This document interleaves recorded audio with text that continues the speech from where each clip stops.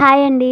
ఈరోజైతే నేను మల్లెపూలు విడిపూలు తెప్పించేసి మాలలు అయితే కట్టానండి. ఇదే మనం కనుక మాలలు కట్టినవి కొనాలంటే మోరొచ్చేసి 20 రూపాయలు అమ్ముతున్నారండి. మనం కనుక కొంచెం ఓపిక చేసుకొని విడిపూలు తీసుకొని ఇలా కట్టుకున్నామంటే మనకి మనీ చాలా సేవ్ అవుతుంది. మనకి పూలు కూడా చాలా వస్తాయండి.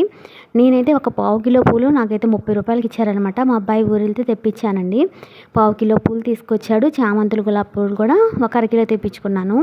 మల్లెపూలు అయితే పావు కిలో వచ్చేసి 30 రూపాయలండి. చాలా పూలు వచ్చినాయి. ఓపికగా కట్టుకున్నానమాట. నాకు చాలా ఇష్టం పూలు కట్టడము. చిక్కగా ఇలా మాలలు అయితే కట్టేసుకొని ఒక బాక్స్లో పెట్టుకొని స్టోర్ చేసుకున్నా అంటే నాకు కావాల్సినన్ని పూలు దేవుడికి వేసుకోవడానికి మనం తలలో పెట్టుకోవడానికి కూడా చాలా ఉపయోగపడతాయి అన్నమాట.